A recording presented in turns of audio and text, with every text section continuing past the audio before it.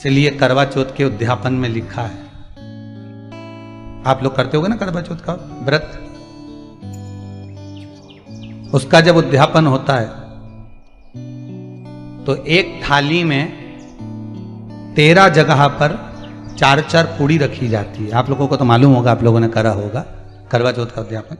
एक थाली में 13 जगह पर पूड़ी और सीरा, सीरा मतलब हलवा रखा जाता है। और रखने के बाद में उसके ऊपर एक पत्तल रखकर उस पर सुहाग का वस्त्र, साड़ी, 5 वस्त्र, सुहाग सामग्री सब उस पर रखी जाती है। और रखने के बाद में हाथ में कंकु, चावल, हल्दी लेकर, संकल्प लेकर उस थाली पर से घुमाया जाता है। कामना करी जाती है, हे चौथ माता, हे करवा चौथ, हे चतुर्थी माँ,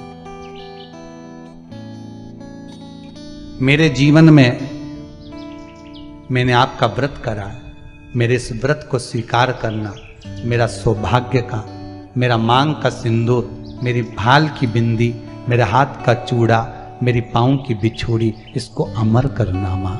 और जो ये वस्त्र मैं दे रही हूं, इस वस्त्र को मैं जो प्रदान कर रही हूं चौथ माता, इसको स्वीकार कर कर मेरी भी चुनड़ी को लाल बनाए रखना। तब उस साड़ी को, उस वस्तु को, उस सामग्री को उठाकर घर की वृद्ध सास को, जो घर में सासू होती है, उसको दिया जाता। सास नहीं हो तो किसी सौभाग्यवती नारी को दिया जाता। उसके बाद में आप फिर ब्राह्मणों का भोजन कराओ, बड़े प्रेम से बुलाओ और ब्राह्मण ब्राह्मणी का भोजन कराओ।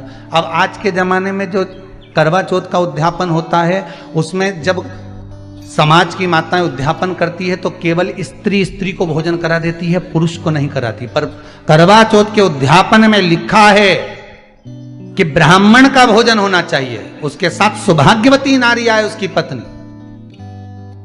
पर अपन ने तो सोचा कि चौथ माता का उद्यापन है तो केवल स्त्री स्त्री को खिला दो, उद्यापन का पूर्ण फल मिल जाएगा। नहीं, उसका सुख नहीं, और देने का भी फल है महाराज। करवा चौथ का उद्यापन करो तो भोजन करने उसको बुलाओ जो अपने घर का हो, उसको उद्यापन में नहीं गिनो। अपने घर के लोगों तो वैसे ही भोजन करेंगे, घर का व्यक्ति तो वैसे ही भोजन करेगा ना।